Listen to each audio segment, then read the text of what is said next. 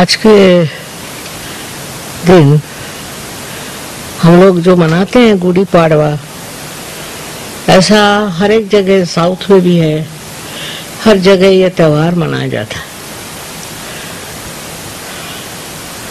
जो संवत शुरू है और जो शालिवाहन ने भी संवत शुरू करे, वो सब एक ही दिन पढ़ते हैं। वो आज के दिन है और सारे देश में उसको माना जाता है। उसी के हिसाब से सब हमारे तिथियां और सब हमारी तारीखें बनाई जाती हैं, खास करके त्योहार। और हम लोग चंद्रमा के कैलेंडर पे चलते हैं और विदेशी लोग जो हैं वो सूर्य के कैलेंडर पे चलते हैं, इसलिए उनकी तारीख कभी बदलती नहीं। अपने यहाँ हर एक त्योहार हमेशा चंद्र की स्थिति पर होता है और इसलिए हमारे यहाँ की तारीख भी बदलती है और अलग अलग दिन वही त्योहार होता है।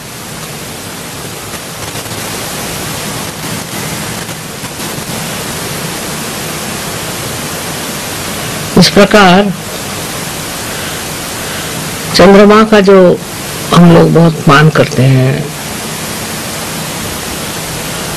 और उसके अनुसार जो हम अपनी सब तिथियां मानते हैं, उसका कारण ये है कि चंद्रमा का असर मनुष्य पे ज्यादा होता है, सूर्य का नहीं होता।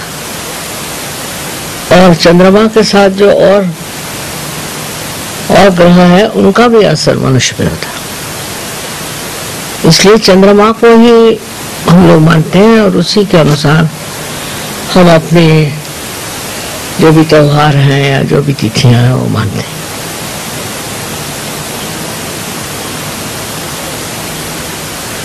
एक तारीख ऐसी जरूर है कि जो सूर्य के रूप से होता है और जब सूर्य दक्षिणायन से उत्तरायण में आता है,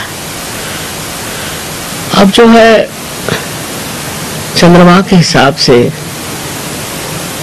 ज्योतिष शास्त्र भी हमारे यहाँ चंद्रमा के ही हिसाब से चलता है। ज्योतिष में भी चंद्रमा की स्थिति देखी जाती है, कहाँ है क्या है, और उसी के अनुसार ज्योतिष शास्त्र बनाया जाता है। और इसीलिए जो पहले हमारा कैलेंडर बनाया गया, जिसको कि हम लोग कहते हैं शालिवाहन शक, वो भी सब चंद्रमा पे ही बना, सारी तिथियां भी चंद्रमा पे बनी। तो जिन लोगों को अपनी तिथि का पता नहीं होगा वो समझ नहीं पाएंगे कि क्यों अलग अलग तिथि पे ये त्योहार आते हैं। तो जो भी हो, हमें सोचना चाहिए कि चंद्रमा का इतना महत्व हम लोगों ने किया, उसका कारण यह है कि चंद्रमा से जो हमारे ऊपर असर आते हैं उसके बारे में हम सतर्क रहें। चंद्रमा से सबसे बड़ा जो असर यह आता है कि हमारी लेफ्ट साइड उस पर आधारित है, जिसके बारे में बहुत कम लोग जानते हैं। और ये जो लेफ्ट साइड हमारे अंदर आ गई है, जिसका कि बड़ा विशेष रूप से हम लोगों ने जतन किया हुआ है, इस देश में माना हुआ है, इसकी वजह यह है कि इसके परिणाम हमारे ऊपर मानसिक, लेफ्ट साइड में जो असर आते हैं वो मानसिक है और बौद्धिक नहीं है, मानसिक है। और वो उसको हम कंट्रोल नहीं कर सकते। जो मानसिक तकलीफें हैं उसको हम कंट्रोल नहीं कर सकते।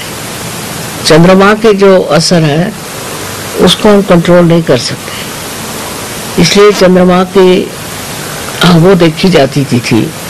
जैसे अमावस्या चंद्रमा की होगी या पूर्णिमा होगी तो अगर किसी आदमी में मिर्गी की बीमारी हो या इस तरह की मानसिक तकलीफ हो तो बहुत बढ़ जाए, उस वक्त में एकदम दिखाई देगा कि इनको असर आया है पूर्णिमा का, या इन पर असर आया है कि अमावस्या का। इसलिए हम लोग इस तरफ बहुत संवेदनशील है कि चंद्रमा कहाँ है, कौन सी स्थिति में है, क्या है।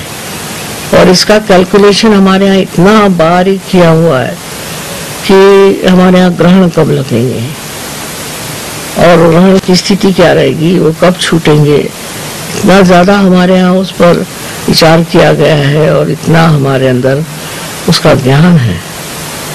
इससे दिखता है कि अपने देश में चंद्रमा के असर का बहुत ख्याल किया गया, विचार किया गया और उस पर इतना उन्होंने उस पर आधारित इतनी बातें करी हुई।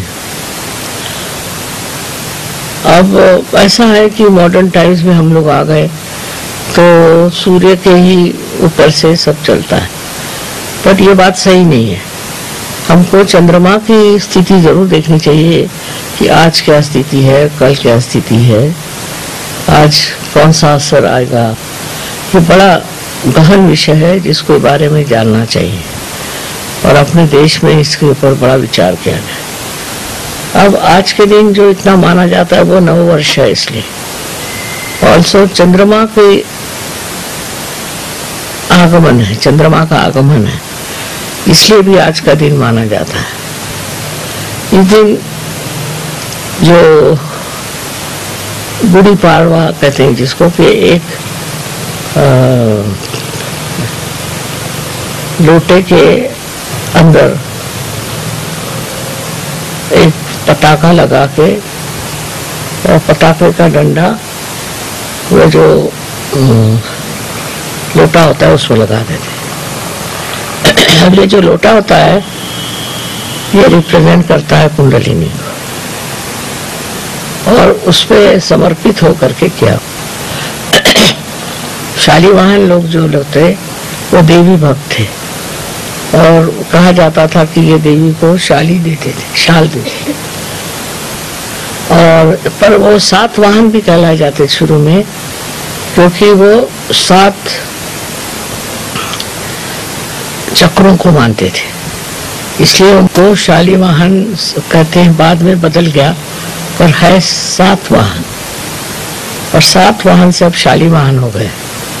और शालीवाहन का प्रतीक कोई बनाते हैं कि ये गुड़ी खड़ी करेंगे। गुड़ी माने जिसको कहना चाहिए कि झंडा है, वो प्रतीक रूप। और उसके ऊपर में एक जो लोटा होता है उसका भी एक पर्टिकुलर शेप होता है, उससे होता है। वो भी कुंडलिनी का द्योतक है, तो वो कुंडलिनी के पुजारी थे, कुंडलिनी को मानते थे, इसलिए उन्होंने वो चीज इस तरह की बनाई है। और जो मानता है वो ऐसी गुड़ी अपने घर में खड़ी करता है, एक कहना चाहिए ऐसा झंडा लगाता है। तो इसका कारण वही है कि वो लोग चाहते थे कि हम इस दिन कुंडलिनी का स्वागत करते और कुंडलिनी का विशेष रूप से वो प्रदर्शन करते थे। लोगों को पता ही नहीं कि ऐसा क्यों करते हैं, कष्ट क्या है, वही चीज करते रहते हैं, पर पूछना तो चाहिए कि ऐसे क्यों, ये क्या चीज है। तो क्योंकि वो 7 वाहन थे, 7 वाहन को मानते थे और कुंडलिनी के रक्षक थे, कुंडलिनी की पूजा करते थे, इसलिए उन्होंने इस तरह से अपना नववर्ष शुरू किया। और नववर्ष में उन्होंने ये द्योतक मतलब ऐसी बनाया कि एक लोटा हो और उसके नीचे ये झंडा, ये गुड़ी लगाई जाए। यहाँ इस चीज को इतना मानते नहीं और कोई जानता भी नहीं है, पर संवत्सर भी जो छपता है यहाँ विक्रम, वो भी आज ही से शुरू हुआ है। हो सकता है दोनों के साल अलग हो, पर दिन यही है। ये भी इसी अमावस्या को मानते हैं और वो भी इसी अमावस्या को मानते हैं। तो इस तरह से ये जो गुड़ी पाड़वा है, मैंने ये जो चीज है, ये सभी दोनों इसमें माना जाता है। अमावस्या नहीं होती, प्रथमा जिसको कहते हैं पहला दिन, वो है आज। इसीलिए आज चंद्रमा वगैरह कुछ नहीं, आकाश में पूरा अंधेरा है।